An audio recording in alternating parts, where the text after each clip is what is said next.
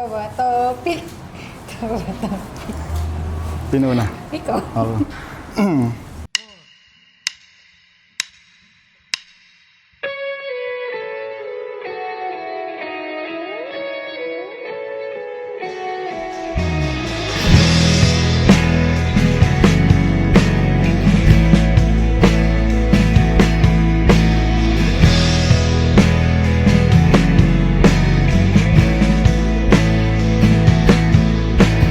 Ay, man. Gusto ko lang sabihin na ganda mo ngayon. Kahit kagabi ko pa ito sinulat, alam ko nang maganda ka ngayon. Hindi ko man lagi nasasabi sa'yo, pero araw-araw ako nabibigani sa ganda mo. Totoo yan, mahal. Hindi yan bola. Una sa lahat, mahal, gusto ko magpasalamat sa Panginoon na ikaw ang nakaharap ko ngayon sa altar. Na ikaw ang binigay niya sa akin na makasama habang buhay. Masaya akong mahal na nagkakilala tayo. Wala man ako masyadong masabi. Di man ako makata. Pero pinapangako ko sa iyo, mahal, na hindi ako magloloko. Aalagaan kita at mamahalin ng buong puso. Pangako yan, mahal. Maraming salamat, mahal, sa lahat ng pagpapasensya mo sa akin. Sa lahat ng pangunawa mo sa akin. Salamat sa pagmamahal at pag-aalaga mo. Mahal na mahal kita, Ira, Malaya, Valentin.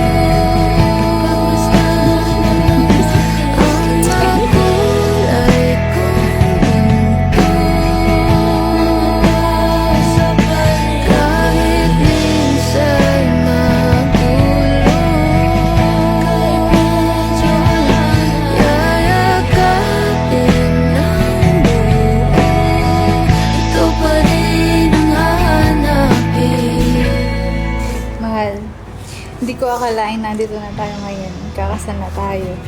Sa dami nating pagsubok na napagdaanan na minsan akala natin matatapos na yung istorya natin. Pero isa lang pala yun sa mga sitwasyon na makakapagpatibay sa atin. Hindi ko akalain na ang simpleng high message mo sa akin na magsisimula ng pagbabago sa buhay ko. Nung makilala kita, naging payapa ang puso ko. Naging sobrang saya ng puso at buhay ko.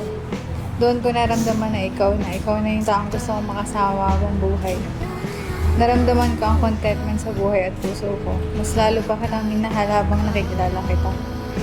Kahit may mga hindi tayo pagkakaunawaan at hindi pagkakaintindihan, pipilitin kong mas mahalin at intindihin ka araw-araw. Mamahalin at iintindihin kita sa paraan na alam ko. Kahit hindi ko sabihin sa'yo araw-araw na salamat. Salamat sa pag-aalaga, pag-asika, sa pag-unawa, at pagmamahal na binibigay mo sa akin araw-araw. Sa pagtanggap ng pagkatao at pag-ali ko, sa papasaya sa puso ko, sa paglilinis ng tumbler ko. Sa mga bagay na ginagawa mo para sa akin araw-araw.